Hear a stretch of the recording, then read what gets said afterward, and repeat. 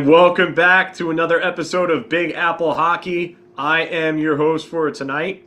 You know me as Filk, but my government name is actually John Filkowski. Yeah, I know. Kind of weird being referred to by my actual name. But we got a great show for you tonight here on Big Apple Hockey as the Rangers beat the Wild 7-3. There's a lot to go over here tonight. Great night offensively, especially from a team that we worried about when their offense last year, especially 5-on-5 and even strength. And the Rangers absolutely come in and they get some revenge on Minnesota, who swept the season series last year and actually ruined Hank Night for us. I was in attendance for that. That was not fun. So, yeah, great ceremony, but the way that the game ended, especially that controversial call at the end with the no goal, that was a joke. So the Rangers, I think, might have remembered that just a tad because they came out like a house of fire. And they scored 7 goals, 6 of which were at even strength. And they had 6 different goal scorers. Chris Kreider with 2 of them tonight. And we'll talk about Kreider later on. But 6 of the 7 at even strength and 6 different goal scorers. Now, for a team that, like I said, had 5-on-5 and even strength troubles last year, this is a real good start to the season. 10 goals over the first 2 games, and 8 of those are at even strength. Oh, I'm sorry. 7 of those are at even strength. 1 shorthanded, dazzling for Mika Zibanejad the other night, and 2 of them on the power play. So, yeah, Mika Zibanejad for Selke, he had another solid game. I liked what I saw from him. But 6 different goal scorers is very promising, Lou. I definitely agree with you there. So another big win. The Rangers are 2-0. The offense is clicking, firing on all cylinders. But, yeah, they are just disgusting right out of the gate, Sean. Absolutely disgusting right out of the gate. So, goalkeeper. We're going to talk about Kakko in a little bit because he reminded me of a certain goal he had a while ago against the same team, if I recall correctly. A little foreshadowing there. More about that on a little later on. But you know what? This was an important game. You have a tough test against a team like Minnesota, and even though they lost Kevin Fiala in the offseason, they have 2 young guys that are going to be core players for them. One that was very productive for them last season. He actually would have scored almost 70 points had he played the full year, Matt Boldy. He had 2 goals tonight. And Marco Rossi, who was a big part of their offense tonight. So, yeah, they've still got some firepower. They're still a pretty good team. They still have a good defensive unit, and Marc-Andre Fleury is still playing at a very high level at his age and net. So, Minnesota's not a walkover team. This was a big win for them. And now if you can come out and bring this energy against Winnipeg, I would say a lesser team in my eyes, you could start this season 3-0 and look real good. So, the top 6, I agree, B-Rye, absolutely looked great tonight, especially that second line. We're going to talk about that in a little bit as well. But the offense definitely clicked tonight. So, but speaking of the top 6 and forwards within it, Artemi Panarin, I think he's officially back. 4-point night. He looked like he had that swagger towards the end of last night's game, especially in the third period. He looked like he was just playing with a purpose, and he did it again tonight.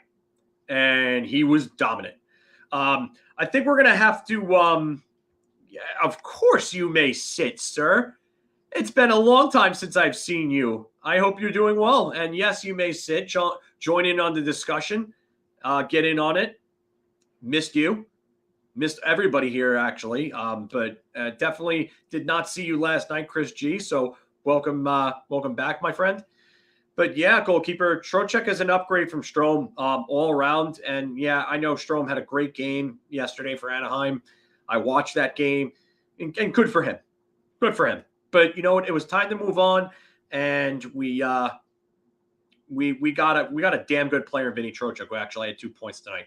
His first goal included as a Ranger. So we're going to talk about him in a little bit.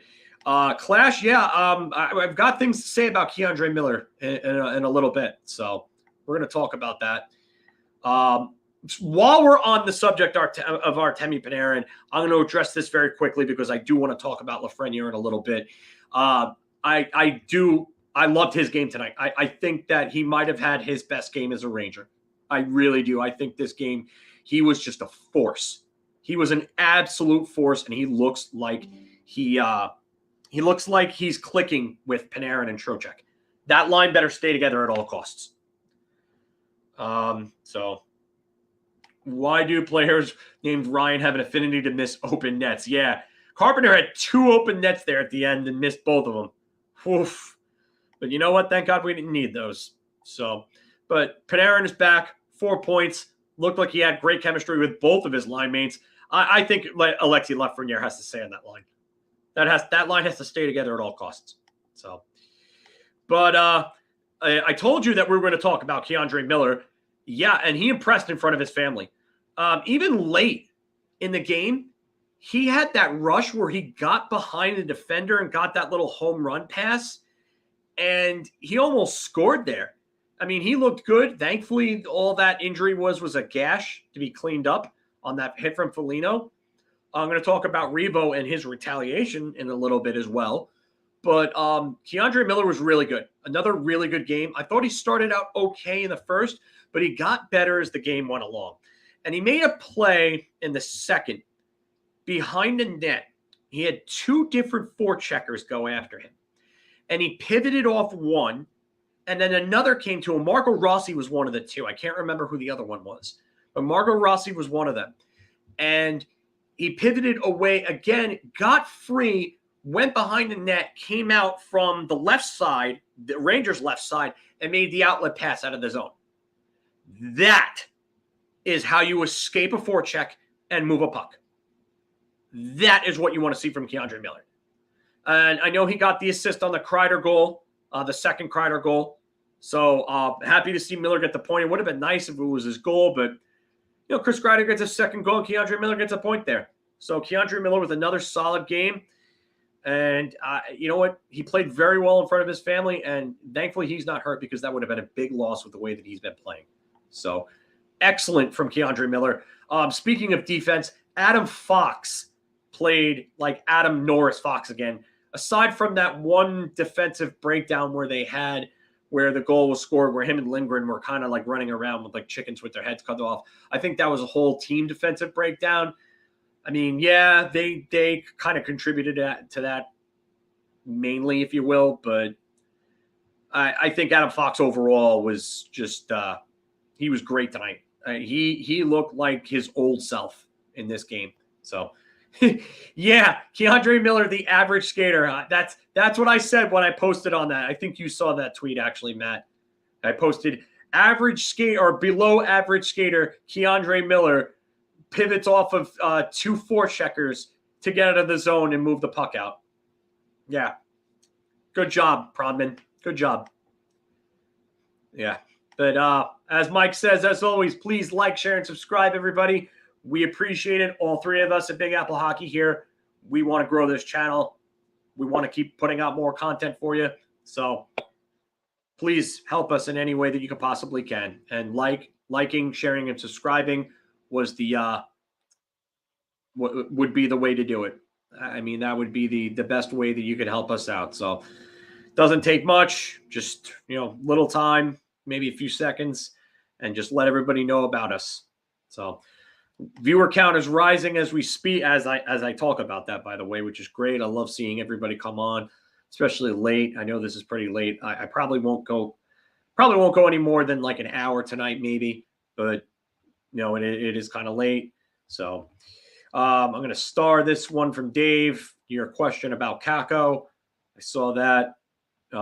And the Islanders did lose 3-1 to Florida. So a certain Anthony LaRocco is not happy right now. We're probably going to hear it from him tomorrow. And then we're going to move on. Power play scores once again. They could have probably had 2 to 3 goals, if not maybe even more. They had some really good looks on the power play. Power play looking really, really good. They're moving the pucks well. Minnesota was getting tired out, just like Tampa Bay last night. Rangers had the puck in the zone for a lot of their power plays. There were 1 or 2 where the Rangers looked kind of out of sync there for a second. But the Rangers got everything together for one of them, and it came through. And you know what? If they continue to move the puck the way that they are in the power play and continue to get the chances the way that they are, they're probably going to be in a top 5 unit again this year. So I like what I saw. They cashed in. And you know what? We're going to talk about one of the big guns from that power play now. It's Chris Kreider. Do we start the Chris Kreider countdown to 50 again? Wow, I said 15. I don't know what I'm doing anymore. But, yeah, let's go. Rangers is right. Yeah, you know what, Jeff? They started dominating 2 of the better teams in the NHL. It's still early, but, yeah, why are we going to, bring the good energy down here? I mean, they've looked really good in these 2 games. A little bit of a sloppy defense in that third period. But and in the first, I thought they got outplayed in the first.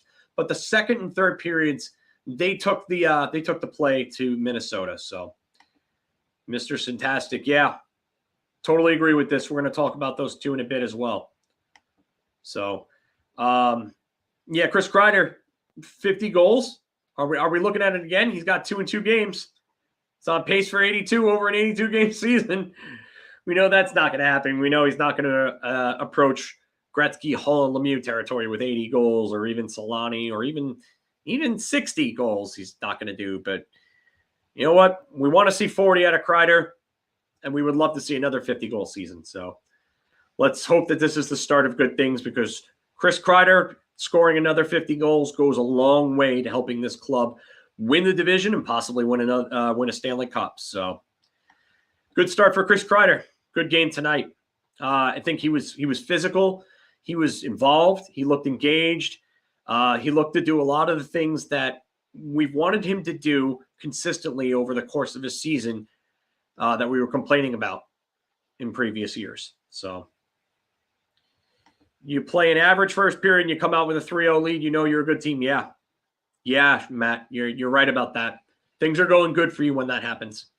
So I'm going to go on, and we're going to talk about Lafreniere. And I told you, I think that he had one of the best games of his career. And that includes last year's playoff run, because Alexis Lafreniere was a force tonight. He looked great with Panarin and Trocheck. He made a couple of plays, including on Panarin's goal. If you watch the first play, the reason that play happens is because Alexis Lafreniere pokes the puck away. He gets the puck away and then ends up getting it back and then gets it to Panarin, and it's a goal. Vinny Trocheck's goal, he's in on that one too. Alexis Lafreniere was a force tonight. He played physical. He was involved defensively. He was in the right positions defensively. He looked like he had something to prove. And hopefully this is the year where he finally breaks out. And if so, this is a good start to it.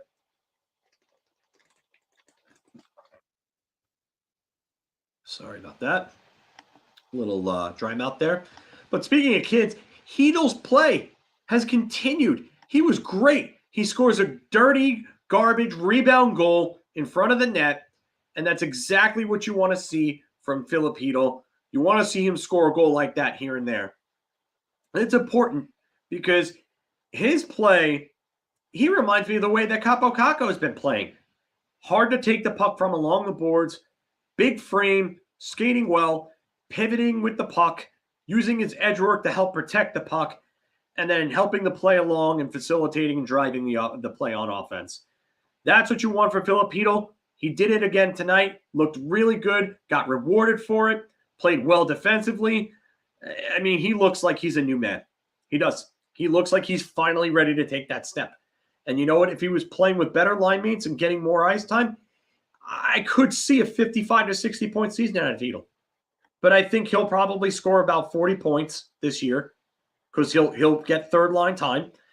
And you know what? I love the way that this team is playing, and I love the way that Filip Chytil has given them depth in the bottom six. So that's a big, big bonus for the Rangers. So, yeah, and this is another thing. Ariana, you bring up a good point here. He's not shying away from the after whistle shenanigans anymore. So usually in years past, he'd probably stay a bit away from that. Now I think with his bigger size and strength, I think he's not afraid to get his nose dirty. And to me, that also, you can see that in his goal. Like, when do we see Filip Chytil score dirty rebound goals like that in the past? We haven't. And now he does it tonight. And I'm not saying that one goal changes everything, but I think it's just part, a microcosm of how his game has evolved and his physical maturity as well. So for me, that's huge. I know that you can't take a ton from one play, but it's a combination of things, and this is kind of just, I guess, the cherry on the top for me. You know, I'm going to star this comment from Nick. I do agree with you on the defense. We're gonna talk about that a little later on. I think that's a really good comment. I do agree with Mike here. Krav could help Chytil out on the third line, but Krav's got to go and earn a spot. He's got to play better. So, and Sean, this is it for me. All three of them now have a presence on the ice, and that's progress. You want to talk about baby steps? This is not only a baby step, but this is a pretty big step, a significant one. So, yeah, B-Rye, team is as a whole looks good. Like I said, aside from that third period, we'll talk more about that in a little bit. But yeah, Fitz. Who's Fitz? Rich, come on, man. Fitz. I know you meant Filk, but I just got to bust your balls a little bit there for that one. Trocheck, first point and goal as a Ranger. Thought he played great tonight. Thought he played absolutely great. So I love what I've seen from him. I know he didn't look great in the preseason, but honestly, we're going to have to scratch a preseason and just forget about it because he's actually looked good in the 2 regular season games. So if he continues to give you efforts like this night in, night out, and he's getting under people's skin too, which is another thing because he is an agitator. Not that he's like a Sean Avery type, but he just plays hard. He's in your face. That's just what he does. And he gets under people's skin. And I think I might have to agree with this here, Mr. Syntastic. I think Trocheck is the perfect for second line center. So yeah, I'm definitely a fan of that. Yeah, he does get scrappy, Sean. Yeah, Matt, I agree. The kid's silencing the haters and the doubters. I'll star your comment, Rich, about Hunt. We'll get to that a little later on. But the second line dominated tonight. They dominated. Panarin had 4 points. Trocheck and Lafreniere with 2. I mean, this is just what you want to see. You have a second line that's an absolute matchup nightmare for teams now because Artemi Panarin is probably playing with the 2 most talented players he's played with during his time as a Ranger in Vinny Trocheck and Alexis Lafreniere. You have a guy that could be a potential franchise winger one day playing with your franchise winger now. That's great. This is what we've wanted to see. This is what every Ranger fan has wanted. Alexis Lafreniere to get time, and he looks good with that second line. That second line was great. They were the best line tonight. Hands down, best line tonight. And you know what? That's not to take anything away from the other lines because the fourth line played very well too. And Ryan Reeves had a very good game. Revo absolutely pummeled Marcus Foligno for hitting Keandre Miller. And you know what? Good. That's what you want to see. You know what? Ryan Reeves may not be a quote-unquote deterrent because the deterrent is deterrence it's really kind of like an impossibility in hockey, if you will, because those types of plays with the Tom Wilson incident, those things are going to happen regardless. But Ryan Reeves retaliated and made Foligno realize that, listen, you're going to continue to do that. You're going to take liberties on my teammates. You're going to pay for it. And you know what? He made him pay for it. So,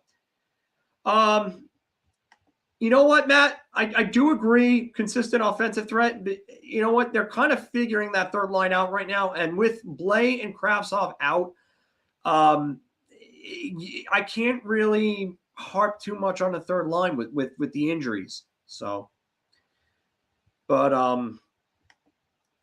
Really, anybody decide to watch that Thursday night football game with the Bears and the Commanders? Ew. If you watched that over this game and you're a hockey fan, I'm going to ask you to bring back your hockey fan card because that's just terrible. But these Thursday night football games are horrendous. But enough about those. I just loved what I saw from the fourth line. Ryan Carpenter missed 2 open nets. So apparently, as a certain viewer of ours in this audience pointed out, that the Rangers have an affinity for signing Ryans who love to miss open nets. But yeah, I know. Dave Ortiz with the good joke there. But I mean, listen, the fourth line played well, and that's all you can ask for them. Reeves actually looks faster this year. He's leaned down a bit. He's still strong as an ox, and he looks much faster, I would say. So good on Revo. I mean, hopefully he's effective and stays in the lineup. He's a leader in the locker room. The boys love him.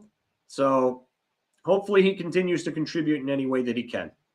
So, and Mike, we're going to praise Kaapo Kakko right about now because Kaapo Kakko went Traverse City 2.0 against the same team that he did it with the first time. Yes, that goal was against Minnesota in the Traverse City tournament a few years back. And then he did it again tonight and absolutely went Peter Forsberg, Jaromir Jagr, whatever the hell you want to, whatever player you want to use. But Kaapo Kakko had a very good, and I'm with Sean on this one. Kaapo had a really good night, and then he just had the flashiest goal of the game out of nowhere. Just out of nowhere, he was just like, okay, I'm going to take over for a second. When you sit back, you hold my beer, I'm going to score this goal. That's basically what he said. He told the boys, I'm going to go buzz, I'm going to go for a ripper, let's do this. And he absolutely dazzled on that goal. I mean, Joe and Sam were even talking about how it reminded them of Traverse City. I think everybody thought Traverse City when that happened. So this was good to see. And I you know what? I've seen this. Kaapo Kakko's goal reminding everybody of Kovalov. I think you're the second or third person in this chat, Mr. Fantastic, to say that it reminded you of Kovalov. So B-Rye says it reminds him of Rick Nash. I could see that too. Rick Nash did a lot of the same things. So, but yeah, I like what I like what I saw from Kaapo Kakko. I thought his game overall was really good tonight. He's been a very good defensive presence on that line with Zibanejad and Kreider. And Zibanejad is a pretty good defensive player himself. Kreider's improved defensively over the years, but Kaapo Kakko is a very good defensive player. So we all know that line needed some help defensively, and now they've got it. And hopefully that line sticks together, and Gallant gives time for Kaapo Kakko to gel on that line. John, by the way, hello. I saw you before. What you like about this group is that so far that Panarin and Zibanejad are all world. The kids are elevating the play, and there's a combination of skill and edge. Yeah, John, you couldn't be more right about that. This team is playing hockey the way it's meant to play. It's the way it's meant to be played. They're playing tough. They're playing fast. They're playing in your face. They're playing physical, and they're making some incredible plays. They really are. So, Matt, yeah, I agree with you here, buddy. 24 of 13 take that next step, then yeah, the Rangers are going to be a handful for a lot of teams because they are counting on them. Yeah, I saw this before, Dave. You know what? It's not the deterrent, but yeah, I do remember the Cody Eakin hit years and years back. That was like 2015 or 2016, I think that was. It was in Dallas when it happened. And he got ran over by Cody Eakin. So, but yeah, I listen. Reeves is deterrence. I just don't think that that's fair. I don't think it's fair to ask somebody to be a quote unquote deterrent because he can be not on the ice when it happens and it'll still happen. And you know what? Listen, he's there to be a leader, to be tough, to give this team a backbone, which he has. And I think part of the reason why this team plays as tough as it does is because they know that they have a guy like Revo there. And a guy like Revo brings it, and that energy and that toughness and that swagger is contagious. It's contagious, whether you believe it or not. If you've ever played on a team, when someone goes out there and lays a big hit, what do you want to do? You want to go out there and lay somebody else out because you're jacked up. You're feeling ripper now. You're feeling like you want to go for a rip and hit somebody and score a goal. That just jacks everybody on the bench up. Jacks the coach up too. So you know what? Revo's there for a reason. He had a real good game tonight. And hopefully there are more games like this from Revo. John, again, from your lips to the hockey god's ears. Dominant win through and through. Yeah, Joey, I would agree for the most part. I think that they were a little sloppy in the first part of the third, but they really picked it up and I think they were outplayed for the most of the first period, I would say, but they got a 3-0 lead coming out of that period. Like you don't play your best hockey and you got a 3-0 lead against a team like Minnesota after one, you're doing something right. Don't know what it is, but you're doing something right. And yeah, and that's my point, Dave. That type of energy, that type of play, it's contagious. One guy throws a hit, everybody else is going to want to throw a hit. Mike, I would agree with you to a point, outshot, but not outplayed. But I think they were outplayed for a bit in that first period. Minnesota definitely had them going for a bit. They were getting some chances. So I do have some other things to go over. And speaking of which, sloppy defense in the third period. That's my only bad thing. I forgot to use the good and bad clips with Homer, but whatever. So, yeah, it's a little bit of sloppy defensive play. Fox and Lindgren kind of ran around on one. Listen, I got no problem with it, though, because of the fact that they went right back and they got the lead back, and then they extended the lead. So you know what? The dreaded 3-goal lead had them complacent to start the third. But you know what? Every time Minnesota scored, they scored, then fired right back. And you know what? Sam and Joe were talking about it again. They were probably the best third-period team in the NHL last year, and they did it again this year scoring. Or they've done it again so far this year in these two games, scoring the goals. So they look really good in the third again, and that's really what you want. You want – yeah, you're right, Mike. You're absolutely right about this. They took it. They definitely let off the reins a little bit. They got scored on, and it woke them up. Absolutely. Couldn't agree more. I'm going to go through your comments because I really don't have any more banner points. I don't have anything ugly. The sloppy play was considered under bad for me. But I really don't have any ugly points here. So I'm going to go through your comments. See everybody. I know I have Sean in the stream again tonight. Osberg is glad that Brett is playing like the old Brett. Yep. Musics, I agree. Hopefully they have enough energy for tomorrow. Hopefully Halak looks good tomorrow. B-Rye, Kaapo Kakko strong on the puck, more confident. Matt B, yep, big win in game 2. Calgary just took a 3-1 lead on Colorado. Brian W, big 16 hitting an open net is a big change this year. Yes. I'm going to get to Nick's comment here. Our defense needs to clean up a little bit, but the offense looked on point tonight. Once we get our defense figured out by limiting those high danger scoring chances, we'll be really good. Couldn't agree more with this, Nick. Great comment. Couldn't agree more with it. That's really the only thing they needed to clean up. And they were really good last night, or the other night against Tampa. But it was just, you know what? They had a little bit of a gaffe in a little bit of a lapse in the third period there. So, and going through the others, Matt, yeah, Kaapo Kakko skating with confidence with the puck. So we said it before. Going through some of these other comments. Sorry, boys and girls. Sorry, Ariana. Sean manifesting. Sean, I need you to manifest this. Like you manifested Ryan Reeves to the Rangers. I need it. I need it. And I need it from you too, John. You manifested Andrew Kopp last year. Manifest this. Let's go, you two. I need it. Need your energy. Spirit bomb status, Goku style. Mark commenting here, telling everybody to leave a like. If you can, please like, share, and subscribe. It's the only thing we ask of you here.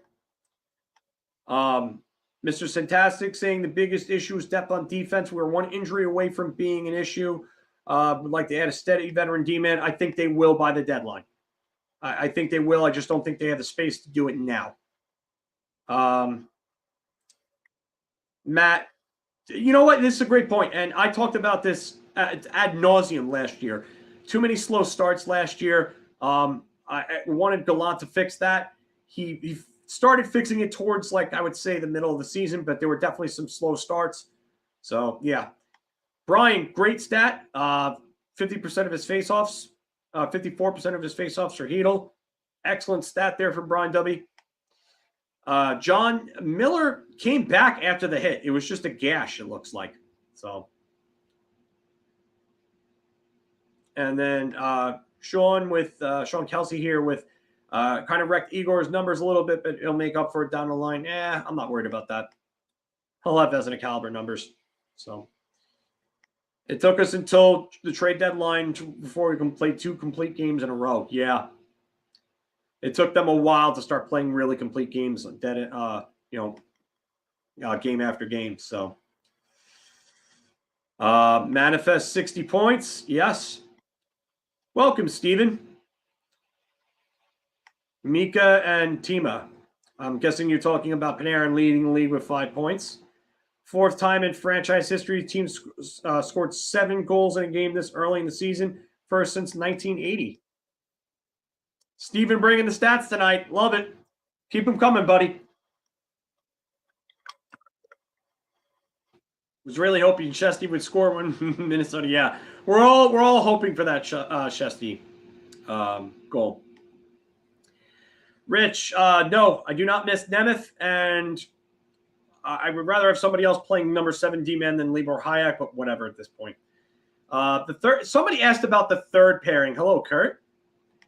Somebody asked about the third pairing before. I'm sorry, I forgot to bring that comment up, but the third pairing tonight, definitely a little bit of a shakier game than Tuesday night.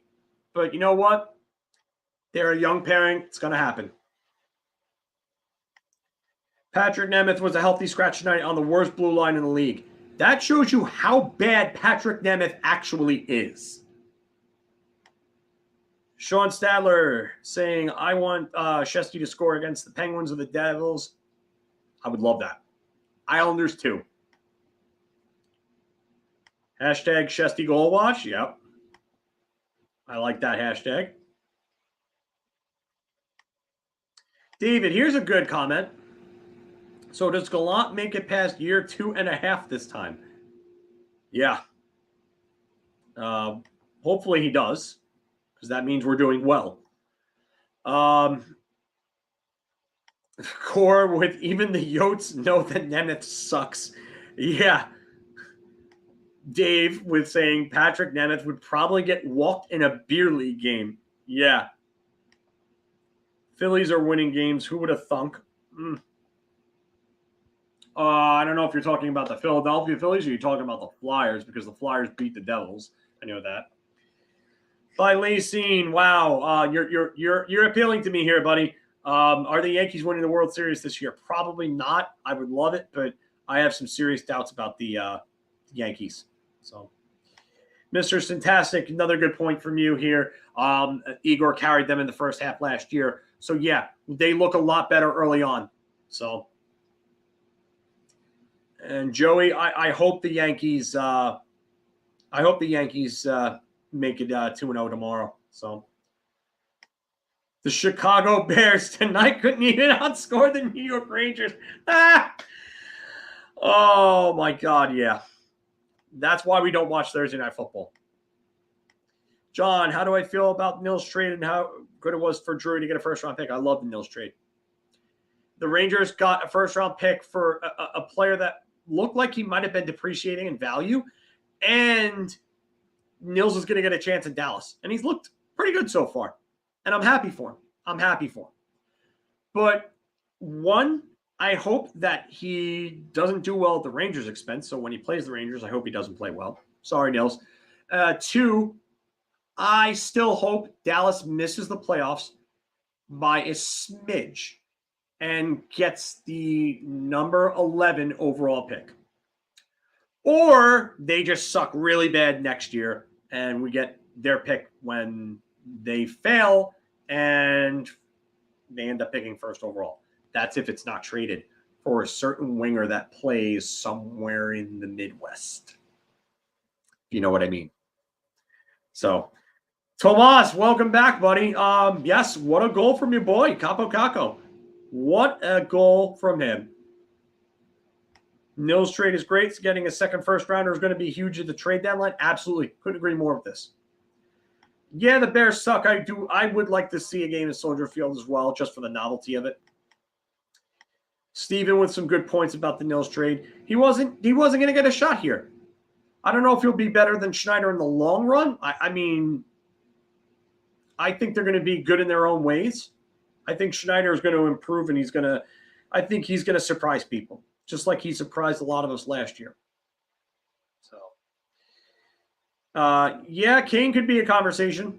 Salary retention is going to have to happen, and maybe even another team taking salary, plus the Rangers sending some salary away.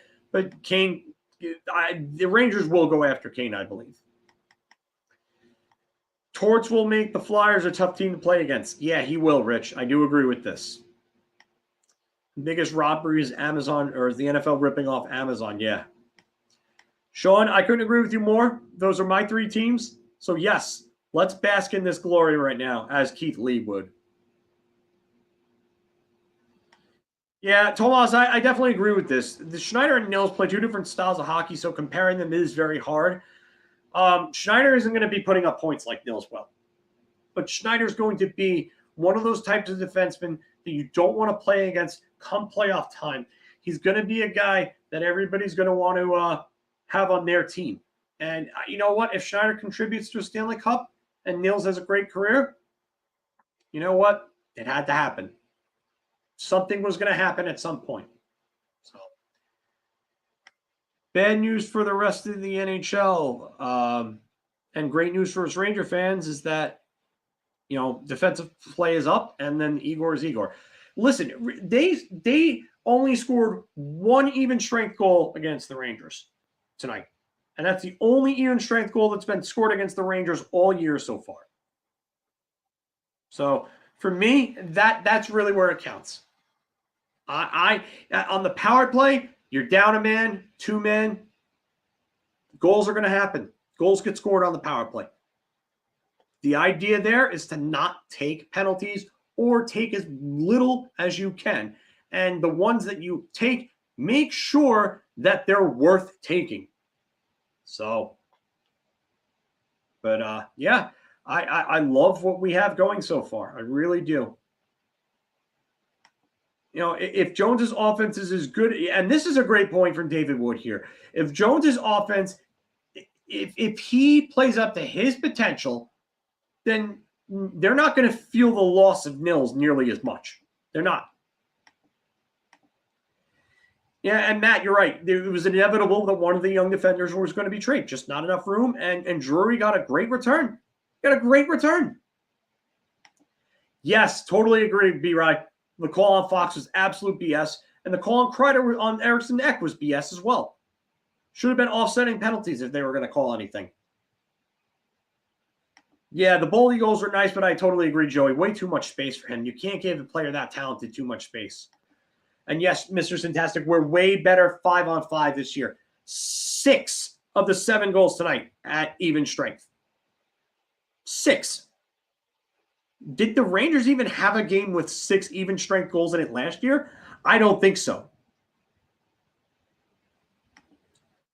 The Minnesota Wild have $12 million in cap penalties this year. Sign Kaprizov to a $9 million AAV and still have $3 million in cap space. Yeah, but they have a lot of guys coming in on ELCs. And they have some guys that aren't too expensive. But yeah, they're going to have a lot of trouble in these next 2 seasons afterwards because that goes up to $14 million in cap penalties. So Minnesota is going to lose some players. But what you're forgetting, Steven, is that they had to deal away Kevin Fiala because of that. They had to deal away a point-per-game player because of their cap mismanagement. So while I get the point that you're trying to make, that if Minnesota can manage their cap and get Kaprizov with a $9 million extension and still have $3 million cap space, the only reason why they have $3 million in cap space is because they got rid of a guy that they would have had to pay big money because he was a point-per-game player last year. That player is in LA right now. Just remember that. Yeah, and this team was forced to give up good players. They're not the same Wild team. You're right. They're not. They're still a dangerous team to a point. But yeah. And they're going to drop off hard because, yeah, they have Boldy. Yes, they have Rossi.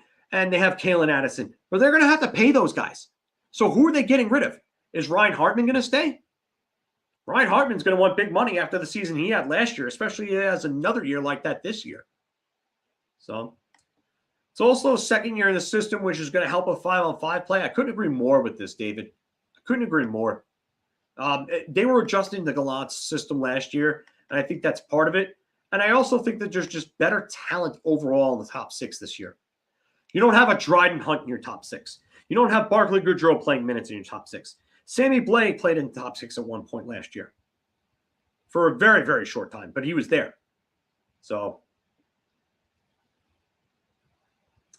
Matt, this is actually a good question. I'm going to try to get to it before Steven beats me to it because I know he's literally on it right now as we speak, and I am as well. So the dead cap, they have $3.427 million on the dead cap.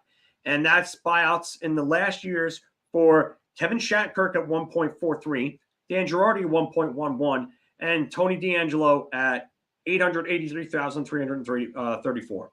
So, yeah, so 3.427. 3.427 to be exact. So, you know what? You get $3 million back in dead cap next year, which will help. And I mean, maybe you could look at moving somebody. Who knows? But I would like to see Gustav Riedel up. I really would. I really think he would make that fourth line better than Ryan Carpenter. Yeah, Fleury did look pretty bad, but I think the Rangers also made him look bad too. You know what? I do agree with you to a point, Musics, but I think the Rangers definitely got to him. He definitely got in his head. And yeah, the bots are back, and we got rid of that. I guess that's how we know we're doing something right on this channel. Oh, hey, welcome back, Zigga. But you know what? I love what I've seen in these first 2 games. Aside from, I would say, the first part of the third period, I think they looked great. And you know, you got Makachuk from Florida playing against the Islanders. I'm watching the Calgary clip right now. And Makachuk almost scored through the legs against the Islanders on Ilya Sorokin. Just missed it through the legs goal. So, yep. And Islanders not with a good start to the season. Makachuk gets an empty net goal for his first, I believe, as a Panther. So, and then Mason Marchment. This goal is just something else. He absolutely walks Roman Josi. What kind of move is that? Jesus. Oh, man. That was a great move by Mason Marchment. Oh, Dallas just carving up Nashville. And here I was sitting here talking about how Nashville has one of the best defensive units in the league, and Dallas just carves them up. And then Dwayne "The Rock" Johnson at the Toronto Maple Leafs game getting a rousing ovation. He got a pop like he was in WWE. That's awesome.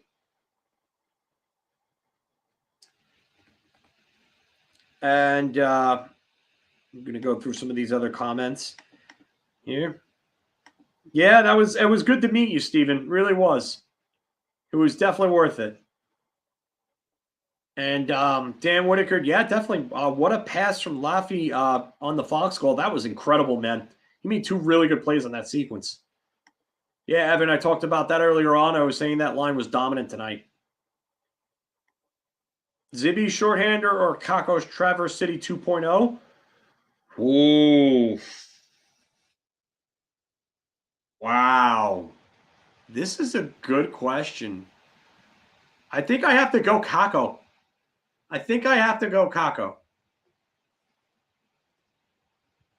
Oh, man. I'm going to go Kakko here, but it's very close because the play that Zibanejad makes is just phenomenal. It's all about his edge work. His edge work is so good that it allows him to sell shot really hard on the second best goaltender in the world right now. And that's a beautiful goal. So it's really close, but I got to give it to Kakko. I mean, by the slimmest of margins. I like Leah Hextall between the benches. I don't think she's cut out for play-by-play, but I like her between the benches. Hey, Tom. Yeah, I would swap out Hunt for Blay. And if the cost is changing the entire team and they're playing well, then no, you don't need to go get Patrick Kane at that point. So yeah, I don't think there's much of a comparison with Zibanejad and Bobby Orr. I mean, I get why people would say something like that, Steven, but I don't really think that there was much to go on.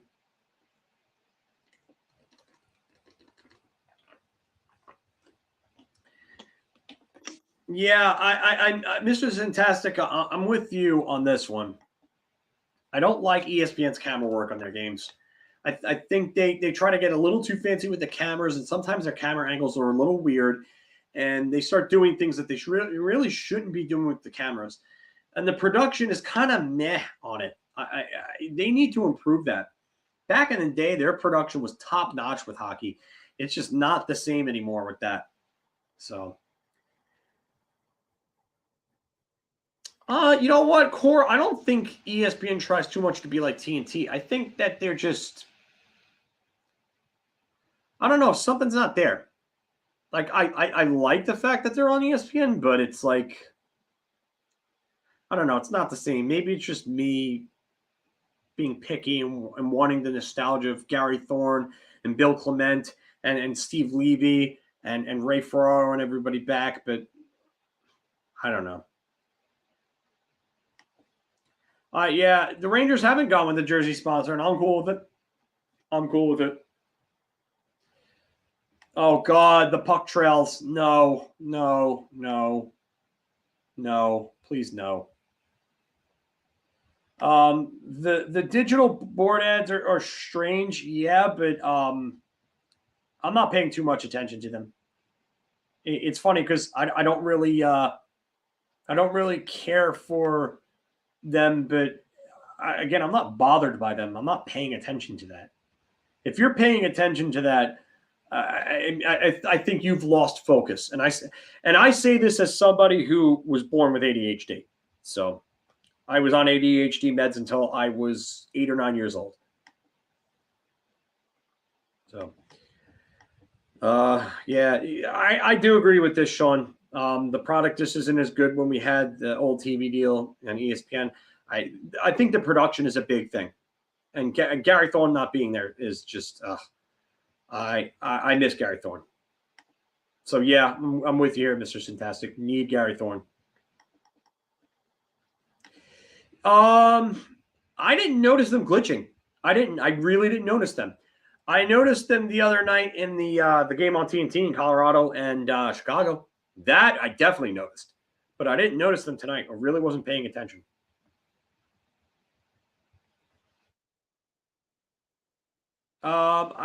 This doesn't really bother me. I mean, if that bothers you, that bothers you. It doesn't really bother me. David says he's watched hockey all these years, and the boards have had a certain look, and the board edge change. Yeah, I get it. I don't know. I personally am not paying attention to it, and I really haven't. I've noticed them maybe once or twice so far in these 2 games. I'm being totally honest here, maybe once or twice. But I'm so in tune to the play, and I think I'm so overly anal in my analysis of players that to me it's background stuff, and I'm not even paying attention to it. And Mark, I was trying to click on his comment. Yeah, ESPN is to hockey towards what She-Hulk is to entertainment. John, wow, great question here. Is Toronto in trouble? I don't know if they're necessarily in trouble, but I don't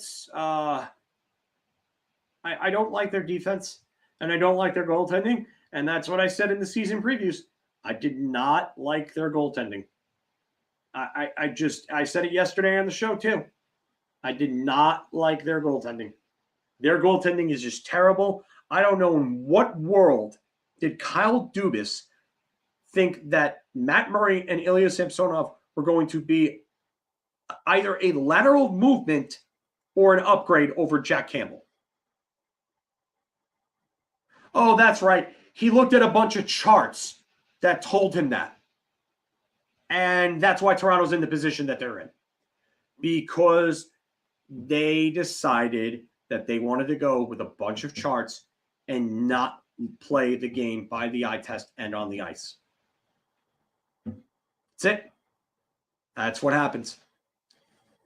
Core, I can tell you right now, if Dubas is fired, he's not going to be the Islanders GM next. I already know who that's going to be. I can tell you right now who it's going to be. It's going to be within the family. Mikko Rantanen was filthy with his setup passes. Mikko Rantanen's one of the most underrated passers in the game. He's one of the best passers in the game, and nobody talks about him in that light. I don't understand it. I know he's got that amazing shot. He could score 35-plus goals, but Mikko Rantanen is one of the best passers in the entire game. He is that good. Who do I think will be the next general manager as far as Isles? I'm going to tell you right now, it's going to be Chris Lamoriello, Lou's son. He's already the assistant GM. They're not going to go far from home for that selection. He's already being groomed to be the next GM. So I agree, Mr. Syntastic. Toronto's not going to get out of their division. I don't know about Florida because Florida's defense is pretty bad too, and their goaltending is not exactly ridiculous or anything. Or I don't trust their goaltending either. I mean, Spencer Knight could take the next step this year, and maybe he could, make me eat crow. But I don't trust Sergei Bobrovsky anymore. I really don't think that he's anything special anymore. I think he's past his best days. I really do. So I don't trust Florida. Tampa, you never know with them come playoff time, but they've lost so much on defense. And if Ian Cole's out, that means they're down another top 4 defenseman. So, I mean, if you want to call Ian Cole a top 4 defenseman, he probably wouldn't be on a team that has more depth, but Ian Cole's probably a top 4 defenseman in Tampa. So, they've lost guys. And I don't know how long they're going to be without Anthony Cirelli for. I get it. He'll come back and he'll help. But they've lost too many core pieces between Palat, McDonough, and Ruda this past offseason. They're going to feel it. They are not the team that they were in the past 3 seasons. So John Tavares chose the wrong team to go to. I get it. He went home, but home is not always the best place to go. I mean, the other option was San Jose. He wasn't going back to the Islanders. So this is a good one because this was the comparison that was actually made for Alexei Lafreniere was Mikko Rantanen. So, yeah, I could see that. Yeah. If that ends up being true, then yeah, I would agree with this 100%, Stephen. I don't even. I don't even listen. We don't know anything as of yet, so I can't say anything. But again, like I said on yesterday's show, the fact that what Ian Cole did is absolutely believable is just sad, and it shows you the straight. It's not just sad, but it's disgusting and appalling, and it shows you the state that we are in with hockey. It's disgusting. Yeah, Bobrovsky has more Vezinas than Hank, but he didn't deserve either one. Actually, you know what? The 2016 one, okay, fine. Fine. The second one, fine. The first one in 2013 should have never won it over Lundkvist. That was a classic example of, oh, let's not give the same player the same trophy back to back. That's what that was. So, Joey, I totally agree with you. I totally agree with you. I know Mr. Mark Williams would probably agree with you as well. I hate Lord of the Rings too. I can't stand Harry Potter. I can't stand Lord of the Rings. I won't watch any of that crap. Dan, like I said, we don't know anything. We just all that we have is the victim statement, and that's it. The investigation is taking place as we speak. So, yeah, I listen, David. I'm not up in arms with Cole necessarily because we don't know yet. I can't say, but what I'm really up in arms about is the fact that it's actually believable to the point where so much has gone on in hockey over the past few years that this is totally believable. And then if you've ever heard about this, he cheated on his pregnant wife with a reporter. So yeah, Ian Cole has a history of being a bit of a womanizer. I mean, I would be inclined to believe that Ian Cole did it. And this is the issue. It's not a matter of if, it's when is something new going to come up. And we're hearing about all this stuff coming out left and right. So, but I'm going to move on from Ian Cole because there's only so much I can say about it because we don't have anything really to go off on until we get more details in regard to it. So, but yeah, Hockey Canada is a whole other story. They're just disgusting people.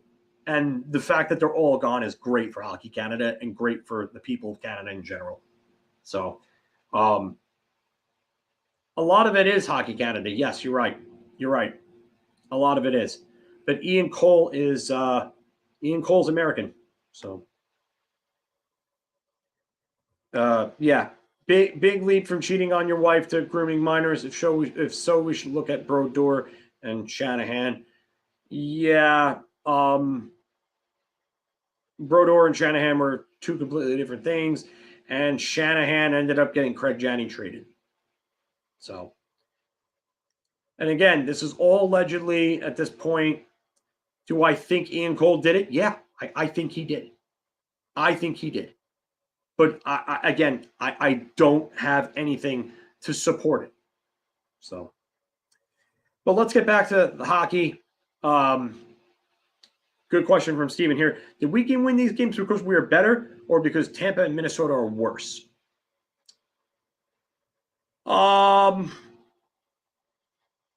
I'm going to say it's a combination of both, but mostly because I think that we're a better team than we were last year. That's my answer. So, yes, Mr. Fantastic Brodeur married his sister-in-law. Brian W. More goals, Panarin or Zibanejad? I'm going to say Zibanejad.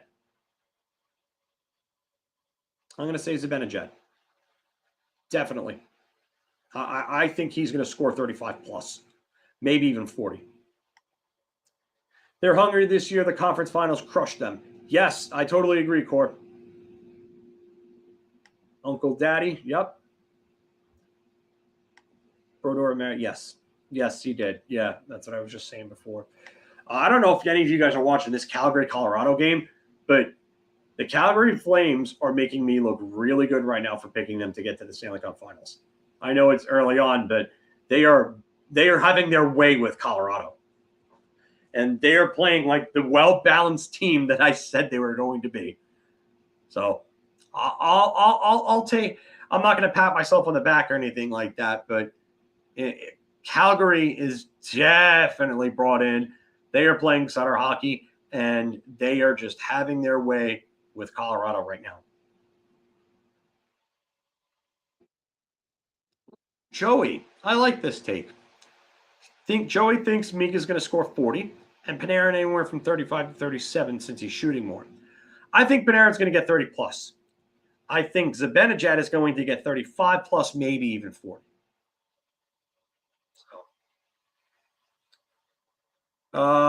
Georgiev, I don't know if he's playing in tonight's game.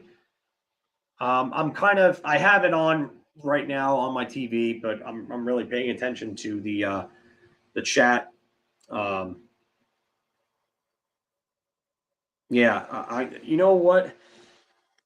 Honestly, Steven, if I was better with that stuff, Mark's pretty good with that stuff. If I was better with that stuff, I would do it, but Mark is better at that than I would.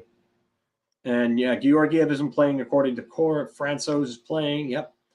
Georgiev isn't in net because the Avs are second half of back-to-back. They won last night. Their opener against Chicago. So Francouz gets thrown to the Wolves.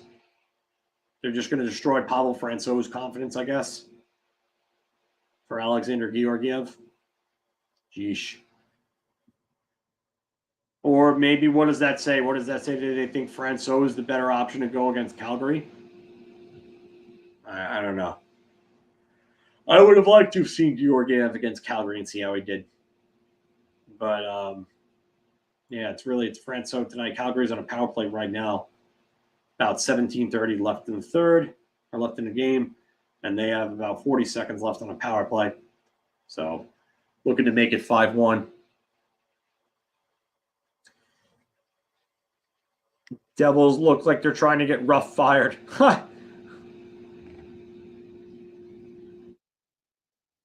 And Kurt, you're ahead of me because it just happened on my feed. So you're ahead of me, Kurt.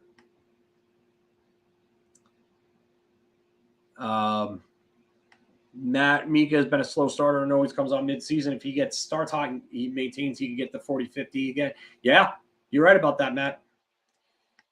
Steven, have a good night, bud. I'm probably going to go for about another 5 minutes. So get your comments and questions in. Nope, don't apologize, Kurt. No worries, man. I'm behind a little bit. Justin Huberdeau is looking good because he just got an assist on Elias Lindholm power play goal.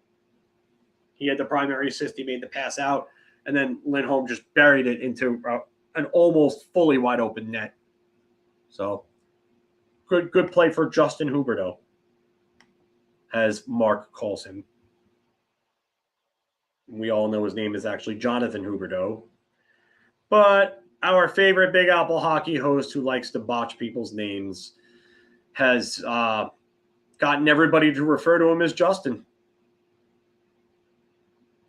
Georgiev to the rescue. Or Georgiev to the rescue. And then, yes, please leave me a like for the best Rangers post game on YouTube. Love doing this stuff. Oh, Nathan McKinnon just made it 5-2. What a goal that was. Wow. What a goal. He got in on a breakaway and absolutely roofed one bar down. Jeez. That was a beautiful goal. One mistake. One. All right, so let's just put this way. You and I, and the rest of us, I should say, you and the rest of us, have a different definition of the number or the term one. Right, Joey? That was filth from McKinnon right there. So, Drew, is his career over? Do you think he can revitalize on a show me contract next year? Anthony Lynn, yeah. David, I mean, is Druin out for the year or something? Because I heard something. I thought I heard something about him. I'm just.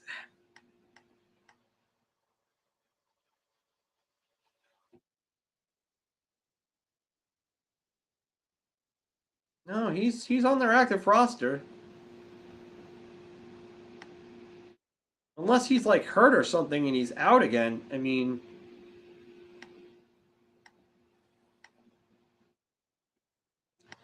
Oh, okay. That might have been what I was reading then. I knew I heard something about him, but I guess that he yeah, I don't know about I don't know about him. He's probably going to have to earn his way back to glory with a PTO or something. So Mark's understanding of the English language is one big mistake. Oh God. Oh man. I absolutely love how our viewer base just craps on Mark's mistakes at all every passing chance that they get. It is great. Oh, I totally agree with this one, Matt. The team that I really thought had a chance was 2012. From top to bottom, they looked really deep. And you remember you have like Brandon Dubinsky playing in the bottom six after he was a top six center for the previous 4 seasons. And you know what? This is great, man. This is great. It's a great time to be a Ranger fan. And you're right. If they make a couple of moves, they are a legitimate cup threat again. And then yeah, Jordan for Sergachev was a steal for Tampa. I do take Florida. I do think Florida takes a step back, John Lee. I think their defense, unless they get a defender at the deadline, their defense will it will be a problem for them. And I think Bobrovsky too, if he's still the starter by the end of the year, and it's not Spencer Knight. So Mike says, watching Hank on post games, you could almost feel the pain in his voice. He described this team as much better than any team. Yeah, you got to feel for Hank. Yes, John, even with Tkachuk, because the defense is the big problem with them. You look at their defense. It's Ekblad. It's Forsling, Montour. And then what else? Radko Gudas? Gabriel Carlson? It's not a good defense after those 3. It's really not. So, yeah, that Devils series in 2012 was brutal, as Mr. Fantastic and B-Rye referred to. And yeah, Uyghur was a huge loss for them. That was their number 2 defenseman. So Tavares left to almost guarantee a career without a cup. Yeah. Oh no! Please don't remind me of these, Matt. Come on, man. You have to do that to me. Like I'm having such a good night here, and you did this to me. Really? Ugh.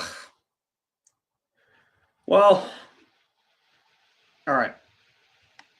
I need 5 more minutes because I can't leave that I can't leave with that being the last thing I think of on a stream like this after a night where the Rangers go to 2-0 and have a great game against Minnesota. So no more about that for these last 5 minutes. Let it go, everybody.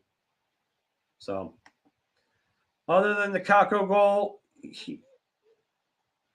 I don't agree with this, Chris Frost. I don't. I really don't. I think that he looked pretty good. I think there were plays that you're kind of overlooking where he was down low that helped sustain offense that led to a couple of goals for them. So I disagree. I disagree. Just remember the amazing play from the second line. Yes. And I agree with this. Kakko looked good all night. I'm going to go for another 4 minutes. I'm going to go to 12 o'clock. So think about how we came back from 3-1, down 3-1 twice against Sidney Crosby. 2014 and 2022. Mr. Pops Freshmeyer, yeah, I totally agree with this. Kakko's playing with renewed energy and focus, and he's been really strong on the puck. No, I am not down at all, sir. I just did not want to think about the two names that are not going to name again. I didn't want to think about those. So, Giants are 4-1. Brian Daboll is my football coach. And the culture has been changed in that locker room. Ooh, this is a great question. John, you're bringing the heat tonight, buddy. The end of the Pittsburgh Penguins. I don't know if it's this year, but it's coming sooner than later. And re-signing Chris Letang and getting Malkin to those contracts, those are not going to age well. I'm telling you right now, those are not going to age well. All right. I'm going to mute you, David. I'm going to mute you. Stop bringing up names that I don't want to think about.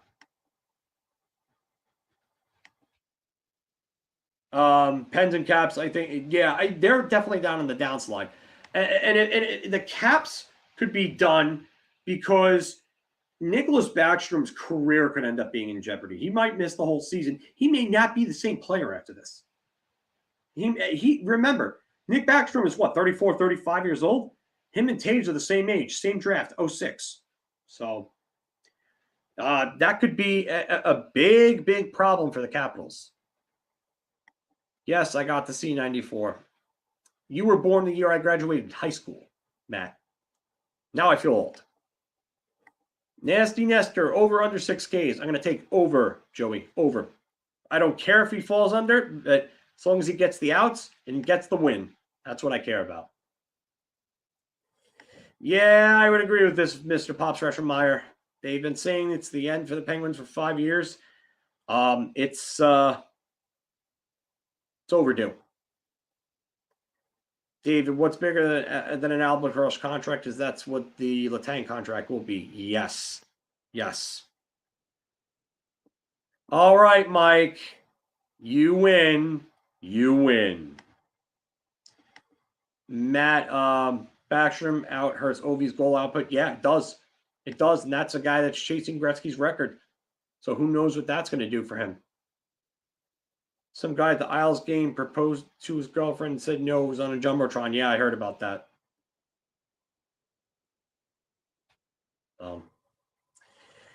But I am going to wrap it up. We're definitely done for tonight. Really good episode. Really good to have everybody come on and everything and talk about hockey. Rangers win. A big, big 7-3 win for the New York Rangers. Offense looks great at even strength. And they come in and they do a lot. But, just as a little reminder, we're sponsored by Manscaped. So use code BAH for 20% off and free shipping. Thanks to Manscaped for sponsoring us. Big Apple Hockey here. And, I use their stuff. I love it. So please use it when you get the chance. And definitely, like I said, use BAH so you get 20% off and free shipping. So, but yeah, we're going to get out of here. That's everything for tonight. Thank you all for joining us. I appreciate the coming on and everything. Thank you so much. And I hope all of you guys have a great night. Let's go Rangers.